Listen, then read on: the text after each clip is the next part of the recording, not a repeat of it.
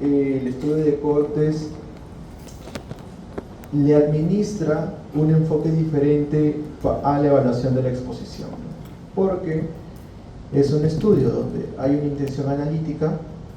Quieres comparar que alguien está expuesto y no está expuesto, o sea, sí tiene grupo control, pero para hacerlo planteas un seguimiento explícito, o sea, es longitudinal porque va a haber un seguimiento. Y en este punto muchos se confunden porque acá hay dos cosas para memorizar. Primero, el estudio de cohortes habitual, el que plantea un seguimiento explícito, un seguimiento que tiene que ser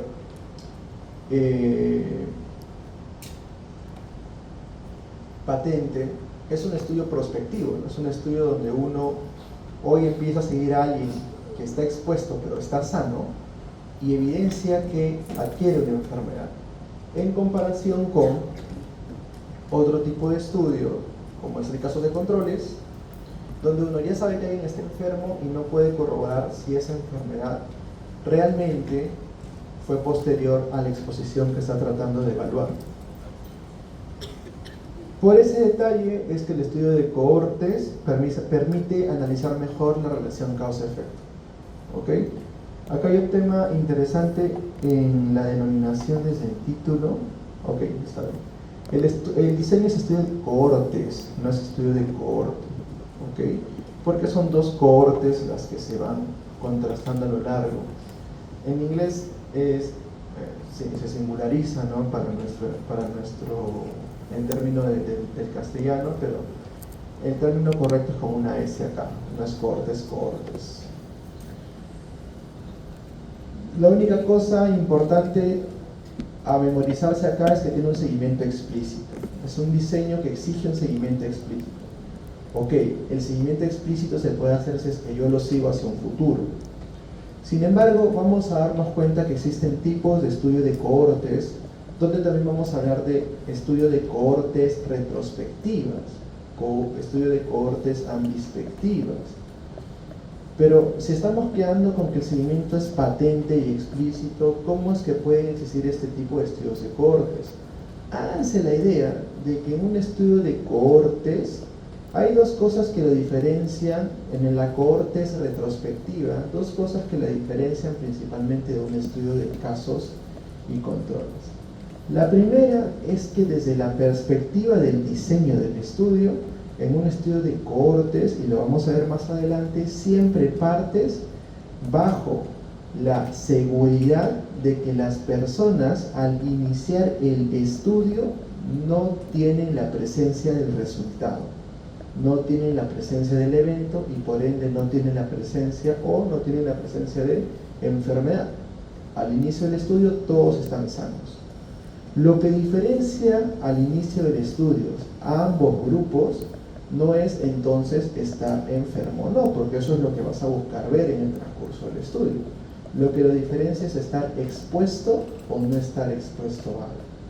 A diferencia del estudio de casos y controles, ¿desde dónde inicia el estudio en un casos y controles? Desde el caso. Tienes el caso, seleccionas a los controles, o sea, ya sabes que están enfermos, ya sabes que están sanos, y ahí sí te tienes que solamente preguntar hacia el pasado, ¿qué cosa pudo haber estado presente previamente a este evento? La segunda cosa que tienen que recordar en un estudio de cohortes, y vamos a verlo de esta forma con relación al seguimiento, es que son enfoques donde a pesar que la cohortes pueda denominarse retrospectiva, hay mucha seguridad, si no es la seguridad total, de que ese seguimiento retrospectivo es real. Es un seguimiento retrospectivo que sí existe. ¿Ok? Y eso lo tiene que justificar el autor. ¿Cómo yo justifico que inicié hoy día veo una cohortes recolectada durante el año pasado, hoy quiero hacer el análisis? Pues tengo que sustentar metodológicamente y obviamente dar mi justificación en sentido de la temporalidad para sustentarte que inicialmente los casos estuvieron sanos. Por ejemplo, esta discusión que hablábamos de las historias clínicas, ¿no? Si tienes un evento en un seguimiento hospitalario, que puede ser ingreso a unidad de cuidados intensivos, es obvio que la persona que ingresa por un consultorio externo no está en unidad de cuidados intensivos. Si recolectas todos estos casos, ¿no?, de consulta externa y ves como evento que ingresa a unidad de cuidados intensivos, ¿no?, obviamente al inicio todos son, no vamos a decir sanos y enfermos, vamos a decir sin presencia del evento, y en el transcurso del seguimiento, que en este caso se registra de forma patente en un documento de gestión hospitalaria que es una historia, puedes evidenciar finalmente que se presentaron algunos o no con el evento final. Esto es relativo, esto de acá también tiene muchas pinzas. Algunos definitivamente enfocan que este tipo de justificaciones no son suficientes, son más prudentes y conservadores y no asignan enfáticamente que son estudios de cohortes retrospectivas, pero ustedes lo van a ver por ahí en alguna publicación. Hemos hecho una cohortes retrospectiva con historias clínicas, otros prefieren enfocarlo como un transversal analítico, etc. Son diferentes enfoques metodológicos basándose en tratar de justificar cada una de las limitaciones de los diseños. ¿Hay comparación entre expuestos y no expuestos? No es comparación entre sanos y enfermos. No es comparación entre casos y controles. ¿Qué comparas acá? Expuestos y no expuestos. ¿Ok? Diseño prospectivo y retrospectivo, y es un estudio muy cercano al experimental. ¿Por qué es importante aclarar esto? Porque estamos hablando de estudios observacionales en las últimas semanas desde un enfoque de vista epidemiológico, pero desde un punto de vista epidemiológico enfocado en etiología, ¿no? ¿Qué cosa más me acerca a que algo cause una enfermedad? Es un enfoque muy epidemiológico, pero enfocado desde la etiología. Desde algo más específico como epidemiología clínica, ¿okay?, donde nosotros buscamos sustentar, sí, factores, causas, pero relacionados a algún proceso de atención clínica, como hemos venido diciendo en el curso. ¿Por qué es importante esta última viñeta? Porque recuerdo, cuando tenemos el enfoque diferenciado de evaluar intervenciones en salud, ¿qué intervención es mejor? Si será una droga mejor que la otra para mejorar sobrevida, calidad de vida en una enfermedad, ¿qué es lo que tiene que estar siempre en su cabeza? Si yo les pregunto, ¿qué estudio, qué tipo de estudio me sirve o es el mejor para contrastar que una droga es mejor que otra? ¿Se acuerdan? ¿Cuál? ¿Observacional? No. ¿Cuál? Esas cosas ya tienen que ir sabiendo. Más que todo porque son banqueros. El experimento verdadero. O sea, el ensayo clínico aleatorizado, el ensayo clínico aleatorizado, el clinical trial, que ustedes pueden verlo, ¿no? ¿Qué otra denominación tiene? Experimento verdadero. Ese estudio que vamos a ver en unas semanas es el que yo digo, ok, si mi pregunta de NAN dice quiero ver qué medicamento, qué droga es mejor que otra, qué diseño elijo, ensayo clínico aleatorizado, experimento verdadero, clinical trial o enfoque experimental, si es que ya la respuesta es muy amplia. Pero recordemos que la idea o la intención de evaluar que una intervención es mejor que otra se puede colegir de diversos enfoques, ¿no? Si bien ese es el enfoque idóneo, como hablamos hace varias clases, si yo veo un reporte de caso, un solo caso, y veo que el autor describe que en ese caso esa intervención esa intervención o le dieron esa intervención y el caso acabó salvándose, yo ya puedo empezar a intuir que la droga puede tener algo de efecto, ¿cierto? Pero obviamente no es el diseño idóneo para poder concluir definitivamente con que eso sucede. Desde un reporte de caso hasta un experimento hay un montón de trecho, y en ese trecho están estudios observacionales como las cohortes. Cuando una cohorte es bien hecha, con un enfoque de contraste de intervención, porque miren, reemplacen los términos. Si tengo personas en este momento sin el evento, expuestas o no expuestas, yo sé que el ejemplo clásico que ustedes leen es, personas sanas expuestas a humo de cigarrillo, sin humo de cigarrillo, cáncer. Cambien ese estribillo. personas enfermas, ya todas están enfermas, porque vamos a hablar desde la perspectiva de evento. Que el evento sea salvarse o no salvarse y que la exposición sea darle una droga y en la otra sea no darle una droga. ¿Ven que se va encajando un poco la lógica de darle alguna o no intervención? Entonces, un estudio de cohortes es un diseño que me sirve para contrastar intervenciones en salud, ¿sí o no? Ojo, no estoy preguntando si es el idóneo. No es el que yo quisiera, pero sí pudiera ser un diseño. Y ustedes se preguntarán entonces, ¿por qué no hacemos cohortes? ¿Por qué hacemos experimentos? ¿Experimentos son costosos? ¿Los cohortes también? ¿Qué diferencia una cosa o la otra? A veces se hace por necesidad. Imagínense esta situación. Quiero probar una nueva solución de insulina en pacientes con diabetes mellitus 2 insulinodependientes. Vamos a ver que también se puede hacer desde un enfoque experimental, existen diferentes métodos de hipótesis, pero vamos a hacer un enfoque un poco errado, malo, pero para que entiendan la lógica. Quiero ver si darle insulina a una persona, ya, imaginemos, vamos 100 años atrás, diabetes mellitus tipo 1. Quiero saber si darle insulina NPH, las insulinas sintéticas que se iban creando en la década de los 40 o los 30, era mejor que no darle nada a una persona con diabetes mellitus tipo 1. Una persona con diabetes mellitus tipo 1 requiere insulina obligatoriamente, ¿sí o no? ¿Cuál es la fisiopatología de la diabetes mellitus tipo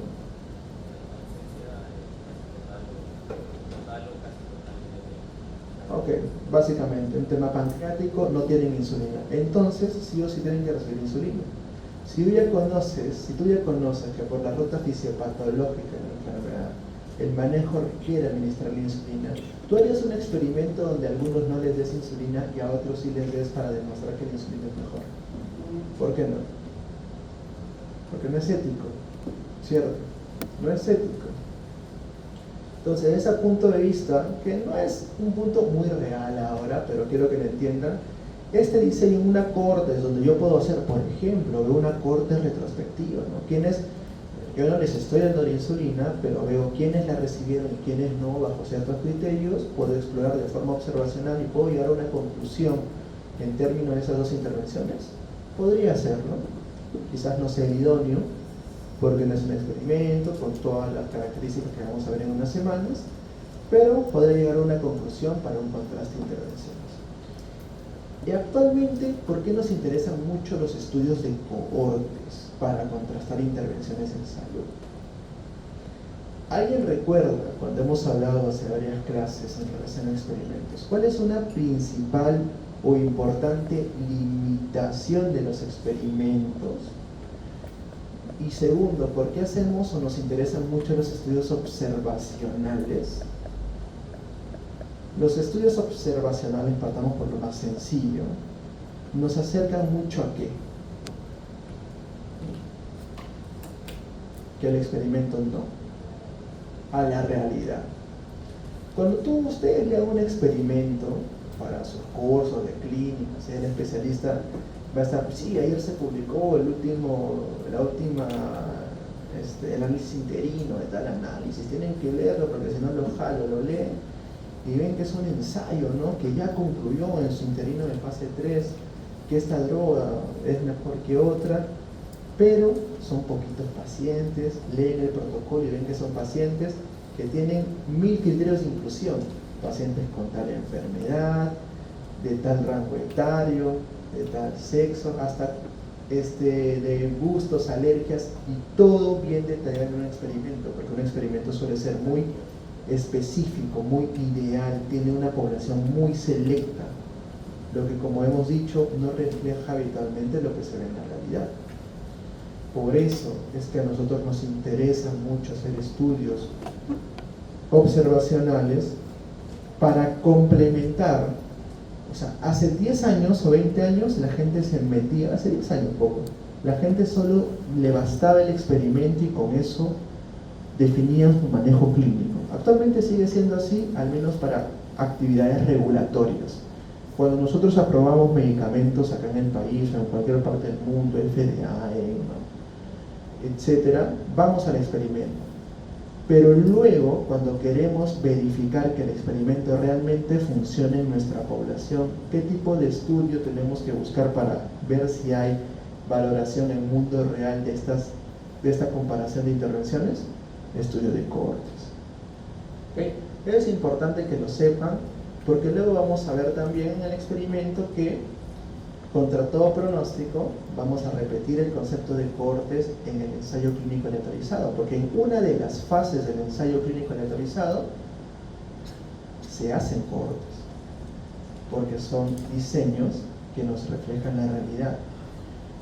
Y como concepto final, ¿qué tipo de resultado es el que siempre tenemos que tener presente adicionalmente a los resultados beneficiosos de una intervención? Ustedes dan una droga a un paciente, ¿siempre piensan que solo le va a hacer beneficio? No, tenemos que pensar que también puede hacer daño. Una gran fortaleza de los estudios de cohortes para contrastar intervenciones, hacer estudios reales, así que se acercan a la realidad, prospectivos, y habitualmente de larga data, 1 año, 2 años, 3 años, 10 años, 20 años, qué sé yo, es que nos permiten evaluar algo importante: efectos negativos a largo plazo. ¿Qué es lo que sucede a veces cuando vemos una droga? Viene el visitador médico, ¿no? Acá está mi droga nueva, cuesta tanto, si la vendes tanto te voy a llevar a Cancún.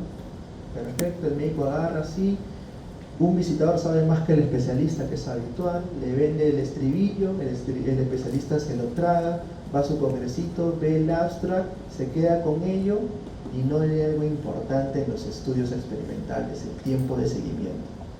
Es un estudio con 2 años de tiempo, 3 años. Los más largos experimentos a veces son de 3 a 5 años. Es tiempo que quizás cronológicamente puede ser largo para nosotros, pero es un tiempo relativamente corto si es que pensamos que hay intervenciones que una persona las va a recibir toda su vida, ¿no? Y vemos que reportan que hay poca frecuencia de efectos dañinos. Pero ¿cuál es el problema con muchas drogas? Que hay efectos dañinos que no se presentan en poco tiempo. Entonces, a diferencia de los estudios experimentales, los estudios de cohortes desde un enfoque de intervenciones me sirven también para explorar potenciales eventos adversos a largo plazo. Es el enfoque idóneo en este sentido que se tiene que aplicar en sistemas de farmacovigilancia. En un hospital, mañana yo apruebo una droga oncológica, justo ayer estaba hablando de tolvaptan, no es oncológica. Tolvaptan, una droga para valorar poliquistosis renal, autosómica dominante, ¿no? Y estábamos preguntándonos si vamos a aprobar que Salud compre tolvaptan para pacientes con enfermedad poliquística renal autosómica dominante, con enfermedad renal crónica estadio avanzado, rápidamente progresivo. Y le hemos dado una decisión. Imaginemos que es no vamos a comprar, ¿no? Y el especialista viene y me dice, pero ¿cómo no me la vas a comprar si yo con mi escasa comprensión lectora entiendo que porque UpToDate lo dice, hay que darle tolvaptan a todo, porque no tenemos que darle nada? Y lees la letra chiquita y es un fármaco con alta hepatotoxicidad, ¿no? Los 2 únicos ensayos que tienen marcan más de 40-30% de pacientes que tienen falla hepática aguda, que tienen, como es un inhibidor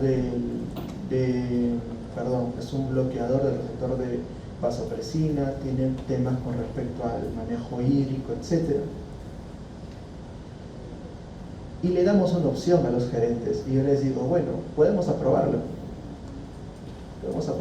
porque sí, tiene un beneficio que puede para nosotros ser marginal, pero para el especialista puede ser importante, pero hay que aprobarla con condiciones.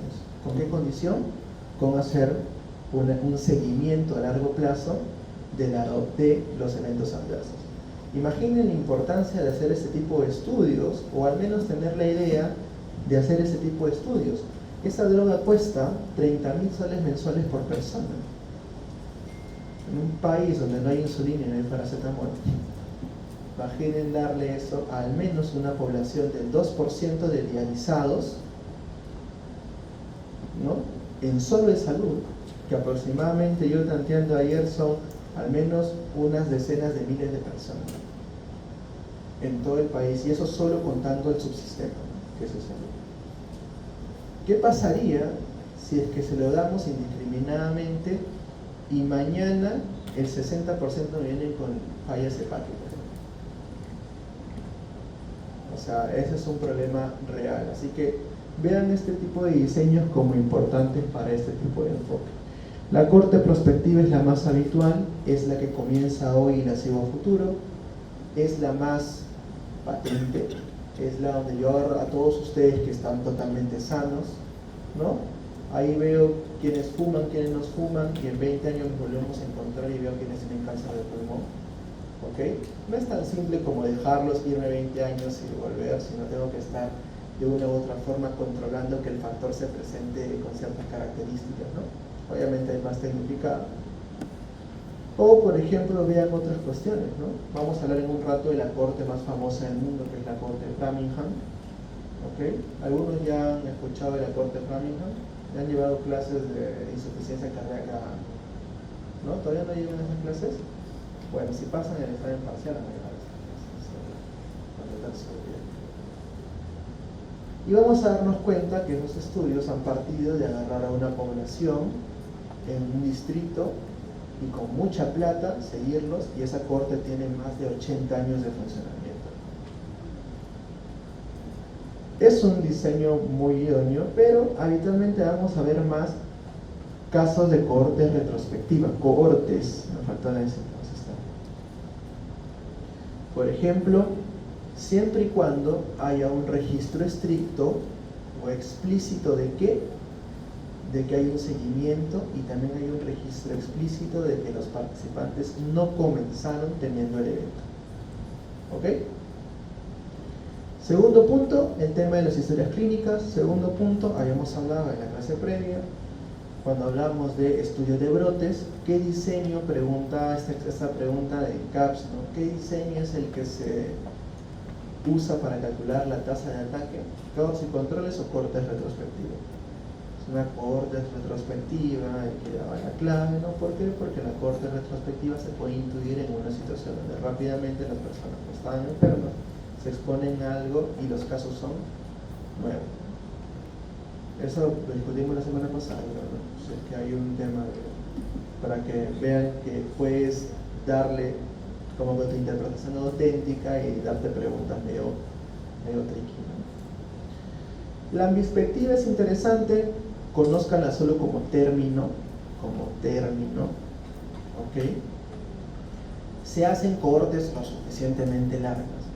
Es la acción de, en una corte retrospectiva, o sea, tengo una corte retrospectiva de 200 años, ¿no? Tengo los datos, obviamente, yo sé que son pacientes nuevos, ¿no? O sea, mi corte está totalmente bien detallada, no hay duda de que es una corte, pero se me ocurre en un punto, me olvidé evaluar tal factor. Como tengo los datos recolectados hacia el pasado, ¿qué hago? Hago un análisis hacia el pasado. O sea, es un análisis retrospectivo en una corte, dentro de una corte prospectiva. ¿Ok? Listo.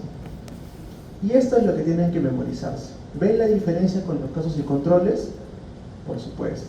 Los casos y controles, primero esta flechita de acá, bueno, si acá hubiera una flechita, estaría hacia atrás, ¿no? Porque me pongo a pensar hacia el pasado. En los casos y controles, las 4 casillas de, en este caso es enfermo o no enfermo, cambian al inicio, y es ¿qué cosa? Expuesto, no expuesto, expuesto, no expuesto, expuesto caso, no expuesto caso, expuesto control, no expuesto control. En cambio acá tú partes de una sola población con características similares, obviamente, ¿no?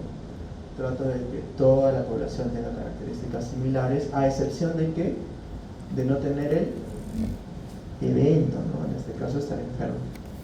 Todos son pobladores, varones, mujeres, correctamente distribuidos entre 20 y 40 años, entre 10 y 15 años de un distrito que tienen igual probabilidad, por ahí esos temas conceptuales, de estar expuesto o no expuesto a tal agente que me interesa. Defino cuál es mi caso de exposición. Defino 1, 2, 3, 4, 5, 6, 7, 8, 9, 10. ¿Cuántas exposiciones puedo definir para una cohorte? Para cada cohorte que me interesa evaluar. Solo defino una o pocas exposiciones, porque si es que yo defino muchas exposiciones, pues ¿qué estoy evaluando? ¿Son confusores o realmente quiero evaluar el efecto de una sola cuestión en el resultado? A diferencia del estudio de casos y controles, donde más bien es un solo evento y puede evaluar hacia el pasado muchísimos factores. En cambio acá es un poco al revés, evalúo pocos factores de exposición para múltiples eventos. Si yo tengo una cohorte de exposición asbesto versus no asbesto, el resultado puede ser cáncer diafragmático, cáncer de pulmón, de POC, leucemia. Puedo tener múltiples resultados porque es factible de evaluarlos en el seguimiento. ¿Qué es lo más importante acá? El seguimiento es activo, el seguimiento es constante, el seguimiento es patente. Y al tener un grupo de personas a los cuales las estoy siguiendo de forma activa, patente y demás, ¿qué riesgos tengo? ¿Qué pasa si yo estoy haciendo una corta con ustedes para ver cuántos de ustedes a finales de carrera logran publicar un artículo, ¿no? Y el próximo año veo acá a los 80, a los 60 y ya no hay 60, hay 40. Bueno, prefirieron irse a Vallejo porque era más fácil, a otros no les gustó la carrera, otros se dieron cuenta que la investigación, la medicina no era lo suyo, desertaron, pérdidas en el seguimiento. Imagínense esto en un contexto de enfermedad. Hoy empiezo a evaluar toda una población para ver cáncer, lo veo a los 5 años, 3 murieron, hubo inmigración, hubo una guerra, qué sé yo.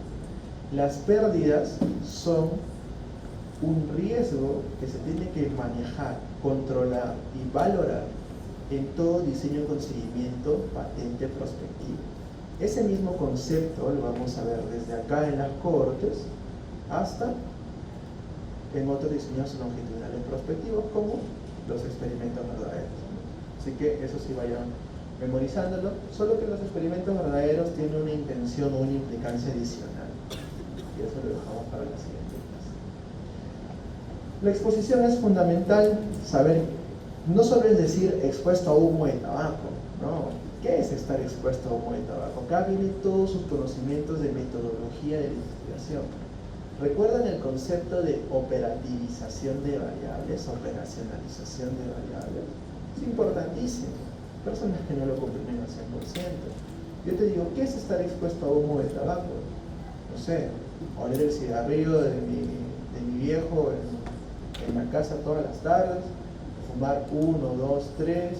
¿Qué es estar expuesto? Estar expuesto a un límite de más de 5, menos de 5, o tienes la intención de cada una de estas características y describirlas para tu estudio. Eso es muy importante porque en estudio de cohortes existe la posibilidad de evaluar, de ir empezando a evaluar ciertos criterios de causalidad que son relevantes. Si les estoy hablando del número de cigarrillos en este ejemplo, ¿qué criterio de causalidad se les viene a la cabeza?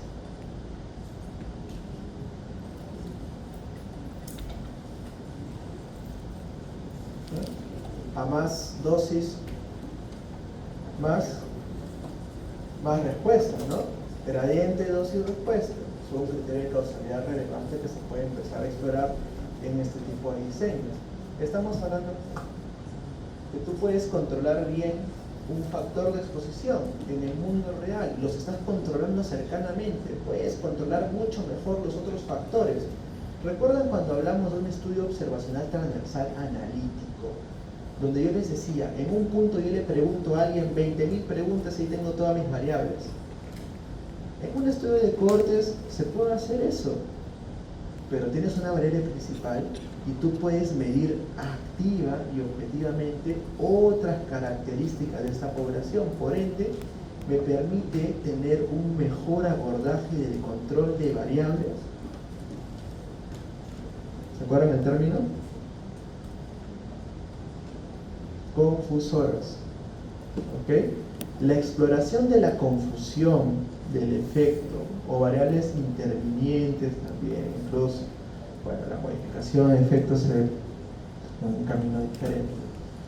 Pero principalmente, la exploración de potenciales variables confusoras que son relevantes de explorar, porque me hacen entender, como hemos dicho en la clase, ¿no?, que un modelo planteado en el mundo real matemáticamente pueda ser corroborado, se puede explorar muy bien desde un estudio de cohortes. Por eso, de todos los estudios observacionales, el estudio de cohortes cumple con poco a poco muchas características relacionadas a la causalidad, ¿cierto? Temporalidad, me permite evaluar factores de asociación, me permite, no sé si es fuerza de asociación. De entre las otras, gradiente de dosis de respuesta. De entre las otras, ¿qué más hemos dicho? La potencial injerencia de otros factores de confusión, que no es un criterio de causalidad, pero es importante para la conclusión en términos de causalidad, en términos epidemiológicos. Por ende, el estudio de cohortes es el que vamos a pensar en primera mano cuando querramos, desde un enfoque epidemiológico que no tenga que ver con intervenciones, determinar etiologías. ¿Ok? Perfecto. La medición también tiene que ser muy detallada. Obviamente, cada una de las pérdidas tienen que detallarse y evitar, claro, a ver, acá viene un tema. Los sesgos. Vamos a hablar un poquito de los sesgos para ampliar estos últimos 10 minutos que nos quedan. ¿Qué recuerdan del concepto de sesgo? ¿Qué es un sesgo? Error sistemático es la definición exacta. Genial. Vamos a ver un concepto más simple. ¿Qué es un sesgo? Otra forma que la pueda definir. Veámosla de esta forma. Son errores, omisiones, falencias que yo puedo incurrir al momento de hacer un estudio, pero que pude haber controlado. ¿Ok? Vamos a verlo así. Bueno, ¿por qué me sirve memorizar de esa forma? Porque si eres de un tipo de sesgo, por ejemplo, sesgo de reporte, o sea, en el tema en cómo las personas dicen algo, pude haber controlado qué tan bien o mal pudieron haberlo reportado, ¿cierto? Que esté presente el sesgo depende de las limitaciones intrínsecas de, qué sé yo, la forma en la que hice el estudio, pero también hay sesgos que, si bien dependen de la forma en que se hace el estudio, están más predispuestos a presentarse por el diseño. Por ejemplo, en un estudio observacional transversal analítico, yo puedo tener más chance de sesgo de reporte, ¿no?, o sesgo de medición incluso, porque como en un solo momento mido una variable, si me equivoco en ese momento, la fregué, ¿cierto? En un momento mido un cuestionario para todos y la puedo fregar.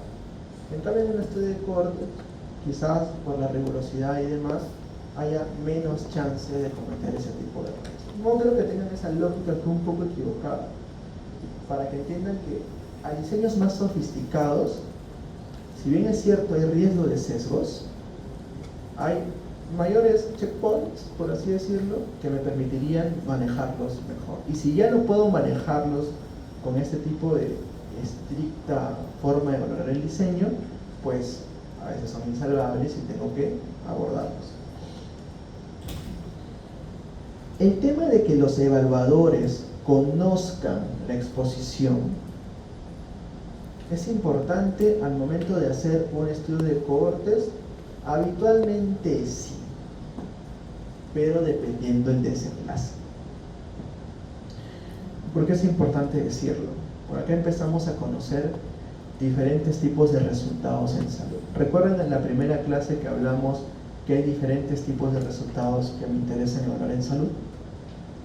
Uno es enfermedad, no enfermedad. Ejemplos: curarte, no curarte. Ejemplos: morir, no morir. Ejemplos: tener un evento negativo versus no tenerlo. Y diversos desenlaces. Tener calidad de vida más de 10 puntos versus menos de 10 puntos. Diversos desenlaces. Quiero que se lleven un mensaje para cuando ustedes vean y aborden también el tema de qué cosas son mejores que otras, que hay desenlaces que consideramos desenlaces duros. Desenlaces que así tú los quieras manipular de una u otra forma, es imposible hacerlo. Por ejemplo, si yo evalúo muerte versus no muerte, si el conteo o definir que una persona muere o no muere solo depende del conteo, ¿cierto? Es indudable que yo voy a poder decir a alguien que está muerto, no, parece que no está muerto, entonces coloquémoslo para el otro lado. A diferencia de calidad de vida, ¿no? Yo puedo definir diferentes formas de abordar que la calidad de vida es buena o mala. No es un desenlace absoluto, no es un fin o no es finiquitable en la interpretación del resultado. Cuando uno conoce la exposición, cuando uno conoce la intervención previa, uno puede manejar su interpretación de resultados, pero habitualmente en desenlaces que son manipulables, por así decirlo. Si yo evalúo muerte, este sesgo no impacta. Si evalúo otro tipo de desenlaces que no son duros, como calidad de vida, tasa de eventos negativos y otros que pueden ser incluso subrogados, que se denomina desenlaces subrogados a desenlaces intermedios en la cadena clínica final de la evaluación de un problema, de una condición clínica, puedo yo tener sesgo, incluso sesgo de medición. Eso para abordar el tercer punto. En conclusión, la idea es que ustedes entiendan de que hay sesgos y ciertos sesgos se pueden medir. ¿Eso va a venir en este curso? No. Eso es para lectura crítica. Lectura crítica ustedes van a hacer. El seguimiento es importante, no vamos solamente a enfocarnos acá. El tiempo tiene que ser suficiente. Oye, si yo quiero evaluar, doctor, para mi tesis, ¿no? Cáncer de colon. Tengo 7 años de carrera, o sea, imaginando que comienzo el primer día de clase, ¿no?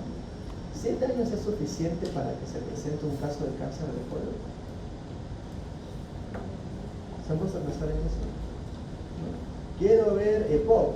¿Cuántos años en promedio? Y esos temas pueden ser variables, ¿no? Pero acá el mensaje es: el seguimiento tiene que ser el suficiente para que tú puedas lógicamente tener el evento, ¿no? Si yo tengo un estudio donde veo que quiero explorar cáncer de pulmón y veo que el tiempo de seguimiento fue 5 años y comenzaron con personas de 30 años, ya pongo a pensar, ¿será un seguimiento idóneo? ¿Puedo confiar en el estudio? ¿No? Imagínense, ¿no? Un estudio que evalúa en poco tiempo un desenlace que puede no ser pertinente. Como los eventos adversos que hablamos hace un rato, ¿no? Hay eventos adversos que se presentan a los 30 días, inmediatamente, al año, a los 2 años, etc., ¿no? Tenemos que tratar de justificar los tiempos de seguimiento idóneos, ¿no? Okay. Entonces, ventajas del estudio de cohortes. Permite evaluar múltiples resultados. Evalúo un solo factor, pero puedo ver si ese factor se asocia a múltiples desenlaces, resultados, enfermedades, resultados en salud, etc. Permite estimar incidencia. ¿Por qué? Porque los seguimientos son patentes. Por ende, permite explorar el concepto del riesgo absoluto. Razón de riesgos absolutos igual a riesgo relativo. Entonces, ¿cuál es la medida que voy a ver acá? El riesgo relativo.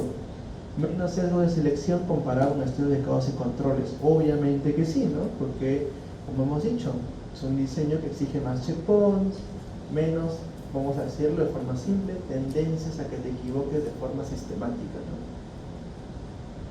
Pero es costoso, requiere mucho tiempo dependiendo del desenlace, puede haber pérdidas en el seguimiento, lo que puede invalidar tu estudio bien formulado, ¿no? Si no las controlas bien, y no es útil para enfermedades raras. ¿Por qué no es útil para enfermedades raras? Imagínense que quieren explorar una enfermedad que se presenta en 0.001%. Agarras tu población de 1000 personas. ¿Cuánto tiempo tienes que explorarlo para llegar a una muestra, qué sé yo, de 100, 200? ¿Vivirás para llegar a ese tiempo? O sea, las enfermedades raras, abordajes que requieren una exploración inicial de múltiples factores de exposición, si tienes poco uso de recursos, pero conoces esas limitaciones para explorar un fenómeno, te invitarían a hacer tipo de estudio. Si quieres explorar por enfermedades raras, no tienes muchos recursos, no quieres explorar sobre un factor, quieres explorar qué tantas cosas pueden haber condicionado el evento, que puedes explorar en vez de un estudio de cortes o un caso sin control. Entonces, esas son las comparaciones habituales. Ya hemos hablado la semana pasada de la diferencia entre OR y RR, ¿cierto? ¿Cómo minimizamos pérdidas en el seguimiento? Obviamente esa es una gran pregunta. Las pérdidas en el seguimiento se pueden minimizar, sí, con un control muy estricto de la población, con recursos. Yo resumiría yo con esto, ¿no? Ejemplos, como les dije, Framingham es un estudio de cortes en Estados Unidos, inició en el 48 y sigue hasta el presente. Van a escuchar criterios de Framingham, van a escuchar cohorte Framingham. Framingham nos sirve tanto para todo el espectro de insuficiencia cardíaca y todas las que son patologías cardiopulmonares crónicas. Tienen muchos estudios producto de la cohorte de Framingham, ¿ok? Es la cohorte que nos ayudó a identificar la relación entre la hipertensión, el tabaquismo, el colesterol y la enfermedad coronaria. Así que para los que quieran ser cardiólogos, sería ilógico que no sepan qué es Framingham. Hasta ahora siguen publicando, pueden entrar a su página web en este QR y pueden ver las últimas publicaciones que han hecho. ¿Saben? Comparemos estudios que nos permiten aproximar entonces a asociación, para finalizar. Cuando hablamos de asociación, ¿de qué hablamos? Hablamos de estudios analíticos en observacionales, ¿no? Y en los analíticos, ¿qué estudio nos permite empezar a explorar la asociación? Primer estudio que vimos que nos daba un resultado enfocado a interpretar más prevalencia o más proporción de un evento en comparación a estar expuesto versus no estar expuesto a algo, o tener o no tener una característica. ¿Cuál era?